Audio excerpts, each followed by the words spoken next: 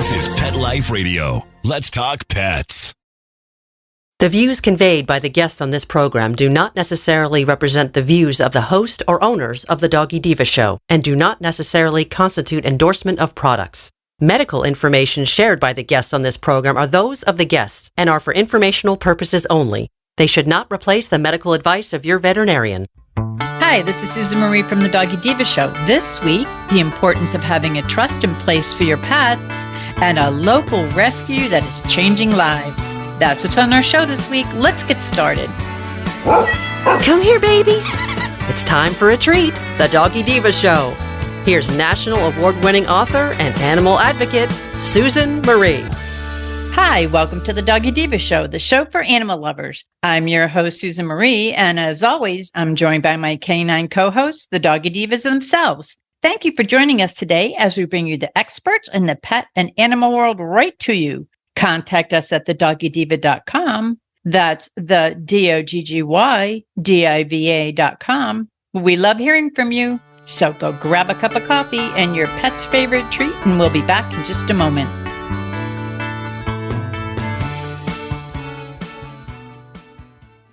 Take a bite out of your competition. Advertise your business with an ad in Pet Life Radio podcasts and radio shows. There is no other pet-related media that is as large and reaches more pet parents and pet lovers than Pet Life Radio. With over 7 million monthly listeners, Pet Life Radio podcasts are available on all major podcast platforms. And our live radio stream goes out to over 250 million subscribers on iHeartRadio, Odyssey, TuneIn, and other streaming apps. For more information on how you can advertise on the #1 pet podcast and radio network, visit PetLifeRadio.com/advertise today. Let's Talk Pets on PetLifeRadio.com.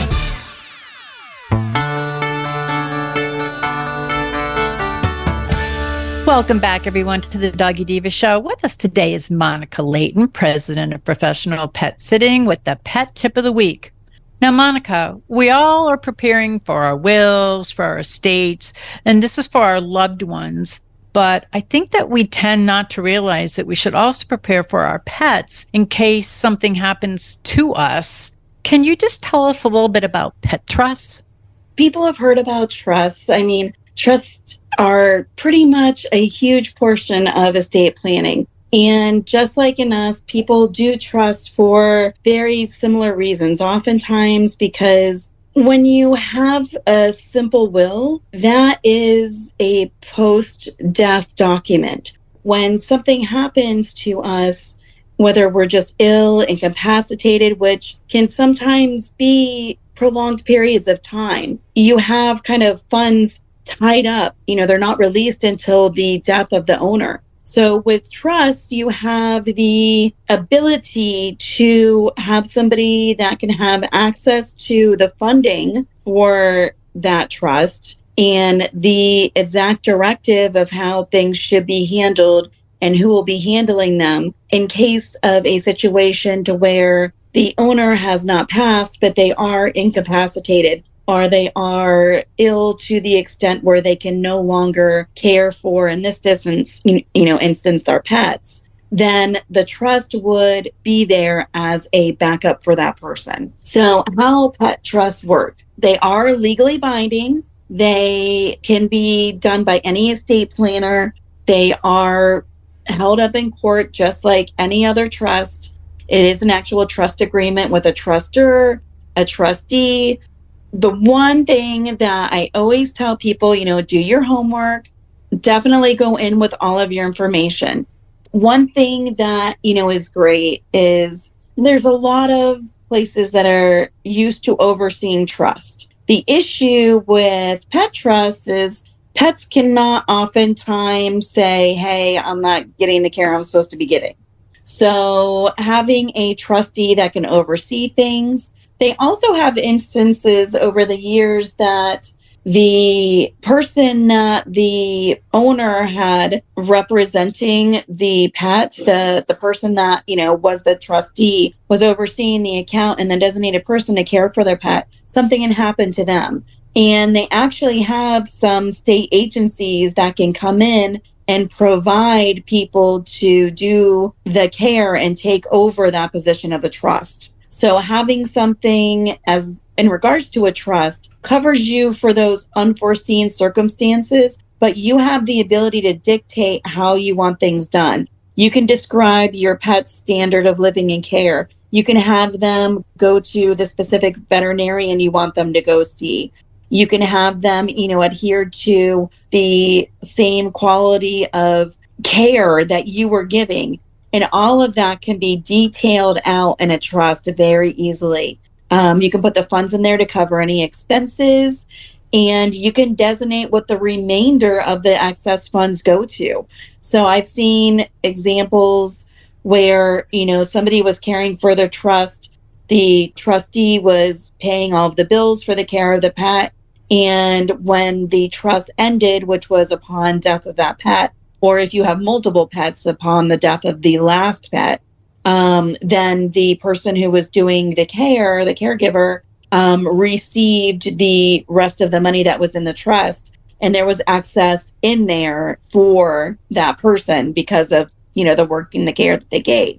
But one thing that, is really good to have in there, all of your information, photos of your pet, descriptions of your pet, your pet's microchip information, any illnesses.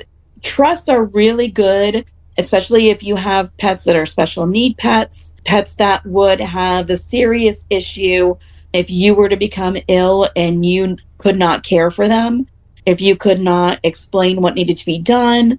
A trust are a good way to kind of set up that schedule and those wishes in advance. So God forbid if something happens, then you have something set up to where you have somebody designated for that care. They have immediate access to funding, and they can, carry on that pet's routine and care as normal. And that way, if you are sick or injured or comatose or anything happens, you're not waiting for somebody who has access to get you money and, paying out of pocket, which, that caregiver may not be able to do. Well, Monica, this is really valuable information, especially for those of us who have wills and who have estate planning, and we've included our loved ones in it. And to know all this about pets, especially with the pet trust, it's very important. And it's one key thing you said is to make sure that you have a specific person who is the person who will be doing this, so that heaven forbid that something happened either to the pet parent or maybe they were incapacitated, that it's almost like a continuation of things as the way they go, whether it's with the same vet, same healthcare, the same way that they live. I know this personally because we had taken in a pet who a person was scheduled, not through a pet trust, to take care of the pet when they passed. An emergency happened and the person wasn't prepared at that time to take care of them. So we took the pet in. But to have all that stuff planned out, it gives the pet parent such peace of mind. So this is really important. This is really valuable information. And I thank you so much for bringing this to our attention. One thing that also is really good in regards to a trust, that people often have to remember that pets, whether I necessarily agree with this or not, but they are still considered property. So by law, no matter, how dear your pets are to you, they're ineligible to inherit assets after you die. So you are essentially having to leave money to somebody if they are caring for your pet, but you're not actually providing the need and the structure that money is for the care of that pet. Like, you cannot leave money to a pet. So you can leave money to a person and hope that they take your pet, but they're not legally required to. When you set up the trust, you will be the grantor and you select your trustee. And that trustee is going to hold those funds, and they're going to be responsible for executing the grantor's wishes when it comes in regards to directing the money, to the pet's care, and to the maintenance. That trustee serves as somebody that can oversee that the trust is carried out per your specifications. Trustees, if you wish, can have wellness checks on the pet. You can set up parameters to where that pet is being cared for. To where a will, unfortunately, the way the law is written, our pets are property. They are not a being that can inherit money in itself.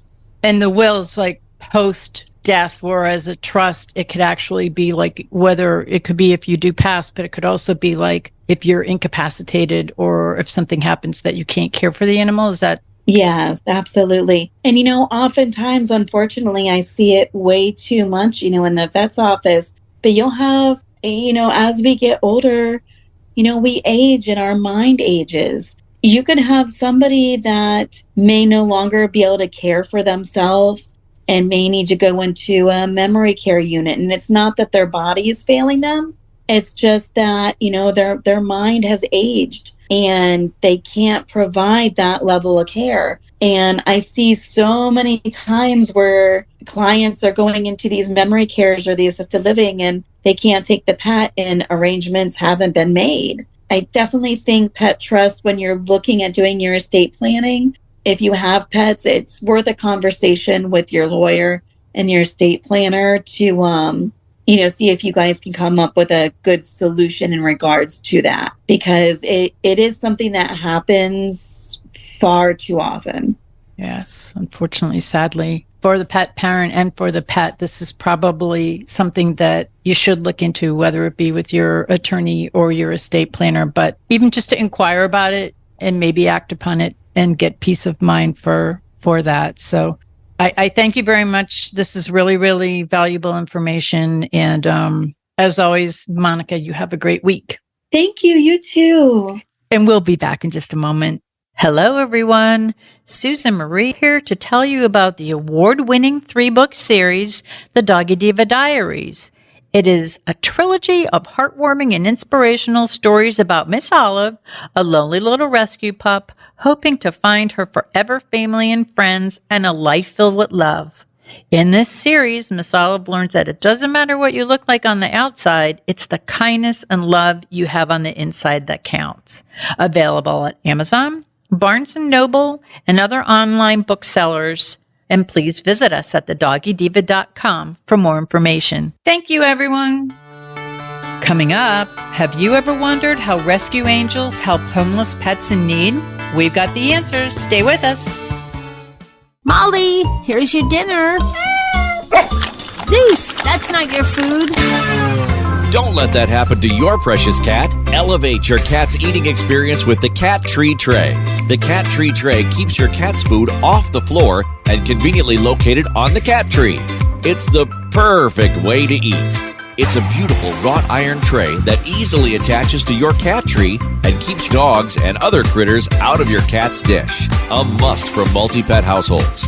There's a 6-inch tray for large bowls and a 4-inch tray for smaller bowls. Purchase your Cat Tree Tray today. Go right now to cattreetray.com. That's cattreetray.com. cattreetray.com. Let's talk pets Let's talk pets on Pet Life Radio. Pet Life Radio. PetLifeRadio.com.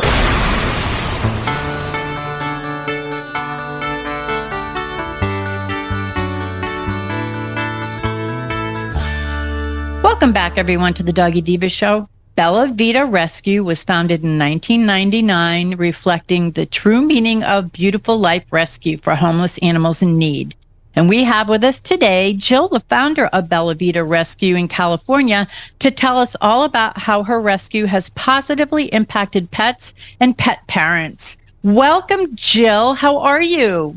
I'm great. Thank you. How are you? I'm doing very well, thank you. You know, I first heard about you from a friend of mine who recently adopted 2 beautiful dogs from you, and they're so happy. Can you just tell the listeners a little bit about what your inspiration was in founding Bella Vita Rescue, and just tell us a little bit about the rescue? I had a horse ranch my family did, and in Moraga, and we used to get lots of dogs just left there, just dumped there. Luckily, I had parents that loved dogs and all animals. And that's actually when it started, when I was a teenager, for the most part, just begging my parents to bring them home because I couldn't sleep at night thinking any dog was just left at a barn. And it's really sad that it happened way back then, but it's more prevalent now. It's 100 times worse. But that's how it started, is dogs that were abandoned at my horse ranch, and I've loved them ever since. Where did you come up with that name? I love that name. Oh, my daughter's name is Bella, and Vita means life, so Beautiful Life Rescue. And that gives it such a beautiful name because of what you're doing. You're obviously saving lives, and you're also enhancing the lives of pet parents everywhere. Can you tell us where you're located and, what type of animals you're taking? Because I think you do more than dogs, correct? Yes, dogs and horses. We've taken in some pigs as well. If other rescues step up and there happens to be a pig or a goat or a cow, steer, then, I will pull them for them. I will arrange some sort of freedom for these other animals that I can't take in. But we are based out of Oakland, out of Northern California, but we have a location and a foster coordinator in Los Angeles and in Central Valley. So Oakland, Los Angeles, and Central Valley are our 3 locations. That's great. And that's a great span to be in also. And Jill, having been in rescue myself, I know it literally takes a village to keep this all together, to make it happen. How important is this to Bella Vita Rescue, and how does social media enhance what you're doing, your mission here? I am a tiny rescue. I'm more so a one-woman show and run everything. However, a truck doesn't run on 2 tires. It takes 4, obviously. And we need fosters.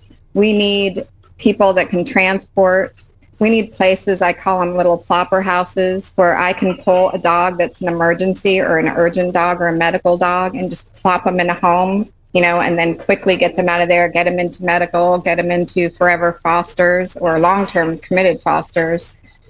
People to gather donations, because all of our foster parents need food and beds and supplies. And it's there's no way, I don't care what anyone says, one person can do it alone. It takes all of us. It takes all of us. And really, truly, I feel like the fosters are the true heroes, because, again, I don't board dogs, so there's nowhere to put them if there are no fosters.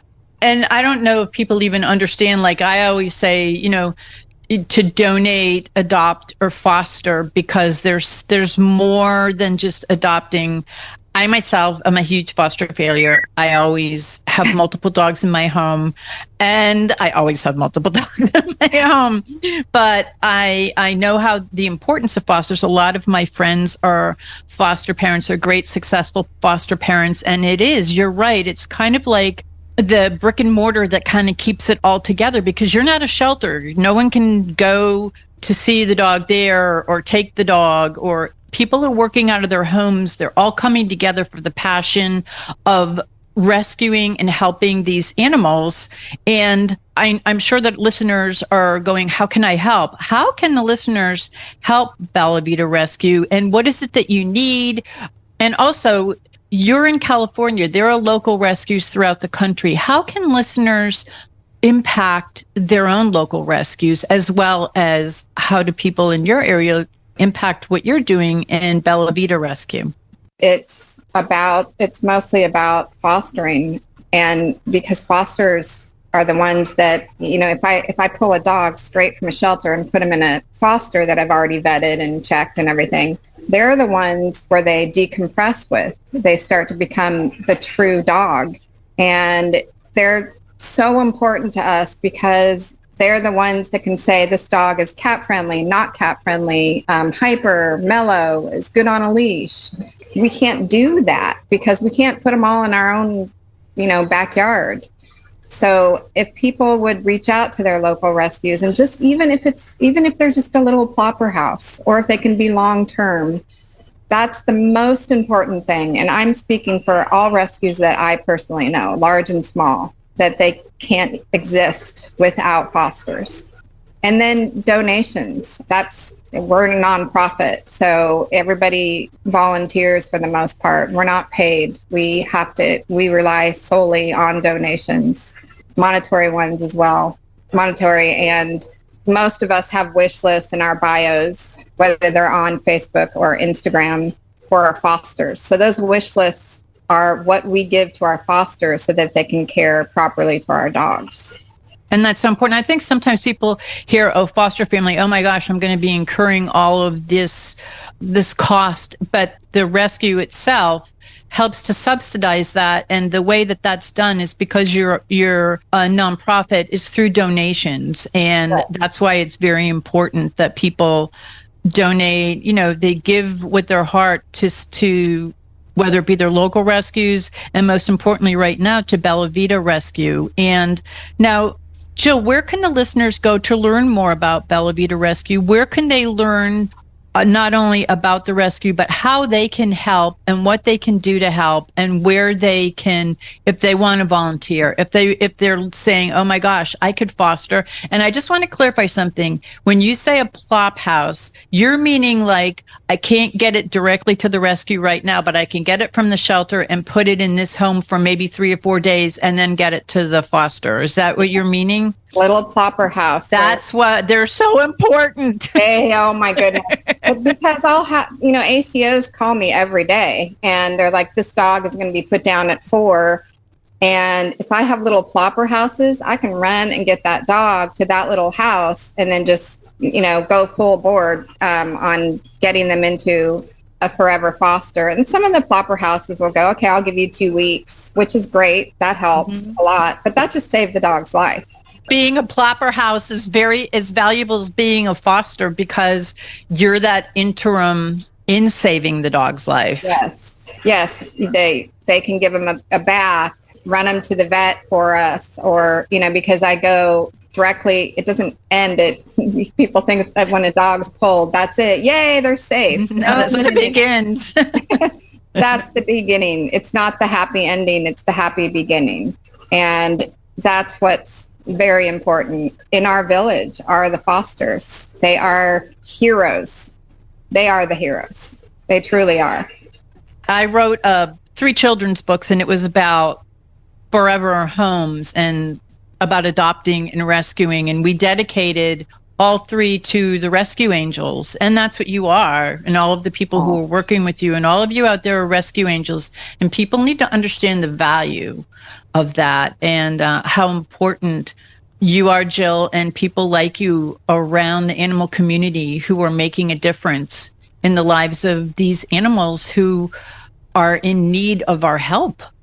Well, there's a lot of different situations. I specialize in hoarding situations, and I just helped with a 96 dog situation in Mississippi. Wow. Where a rescue got overwhelmed and reached out, and I headed the California location to try to get dogs out this way. And it's a great feeling. There's the only bad thing about it is people that dump their dog, well, besides the cruelty, which is a given, but people that dump their dogs and just don't look back. And, those are the ones that the seniors, the ones that it keeps me going. It just keeps me going forward and rescuing. Well, and that I do seniors and special needs dogs because I know that there are some people who do it, but a lot of people would like, some of the younger dogs or things, but I believe the senior dogs and the special needs dogs, sometimes they have a harder time finding their forever homes. So I commend you for doing that. I totally am. I believe in the seniors, the senior pups, and they need our help. Sometimes even more than the younger ones who tend to be. They all need our help, but the seniors, I think they're sometimes less adoptable than the younger ones. So, and they're just as loving. They're house trained. They're amazing. They know a lot of them know their basic commands. So it's like they're so grateful to be in the home. Right, and senior dogs have the most experience in unconditional love. It's my favorite saying. They are my heart, and they are. I love senior dogs, and I'm contemplating adding a senior rescue separate. Oh, you'll have to let us know. I love that. I take all dogs. I'm not breed specific. I never have been, and I never will be. I take all of them. But my heart, just this morning, I called Kern County and said, I'm working on Hans, who's a senior there that's just not getting any attention. And all he does is smile. He's a smiley, happy senior dog and I can't sleep. I need to get him out. Some of them hit you so hard. And I mean, I love every one of them. And I get accused of saying that every dog is perfect, but they are. They are. You're 100% right, and your heart is so in the right place. Now, again, where can the listeners go to learn more about you, Bella Vita Rescue, where they can follow you on social media? I know you have a very popular Instagram account. If you could just share some of that with the listeners, I'm sure that they'll be following you and seeing what you're doing with all these wonderful pups that you're saving. Our Instagram is at Bella Vita Rescue, and it's BellaVita Rescue. And our website is bellavitarescue.org. We are not on Facebook. We're primarily on Instagram. And, and I talk to people. When people want a certain type of dog, I will find them a dog. I will find the dog that fits the family. I will be their mutt matchmaker. They don't have to, they don't have to go buy a dog, because there's so many beautiful purebreds everywhere, especially now. So that's what I love to do, is match the person and the family with the dog. And that's a gift. Being a matchmaker with animals is a gift. And I know the person that I know, you matched perfectly. So I'm thinking that you're a great matchmaker. Our little Allie dogs. That was very interesting. I love her. She's a wonderful mom and just absolutely amazing. The whole story is really, truly sad and beautiful equally. Absolutely. And again, you made the perfect match, and the pups are happy, the pet parents are happy, and they found their forever home and their forever life together. I think that is it, and that has to be your gift, because I see it. So I thank you on behalf. Well, they were also very open-minded about taking the two, because those two were roaming the alleys and the streets together, protecting each other. And I didn't want them separated at all. They finish each other's sentences. And I don't like to break up twos. Sometimes they're not good for each other, but those two absolutely adore each other. And that's what is also important, is that people just listen to what we have to say that works best for them for life. And not, I just want a fluffy puppy, or I just want this or that, because you need to adopt a dog that works for you. And that's why we only have a 1% return rate, less than 1%. Wow, that's amazing. So I work hard on that. I want everybody to be happy. That's how the end justifies the means in rescue for me.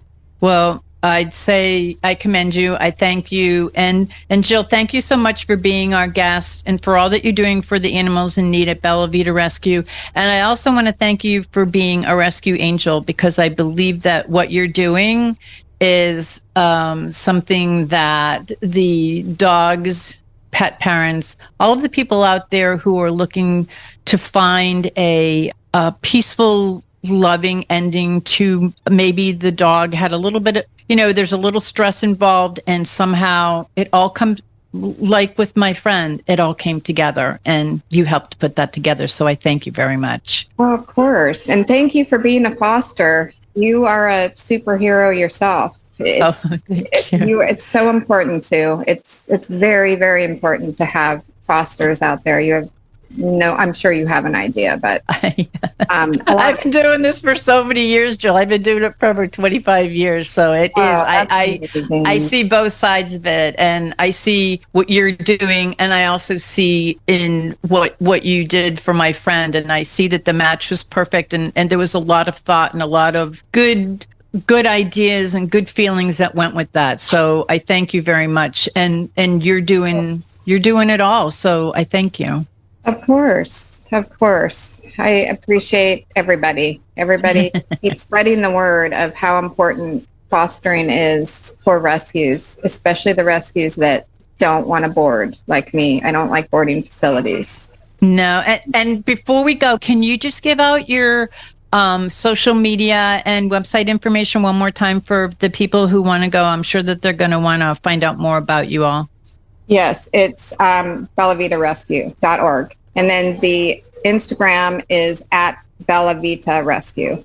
Well, Jill, thank you very much. I'm so glad that you came on to share your story, your rescue. And on behalf of my friend, I thank you very much, too, because that was a little match made in heaven. So thank you. Of course. Of course. Thank you. We'll be back in just a moment.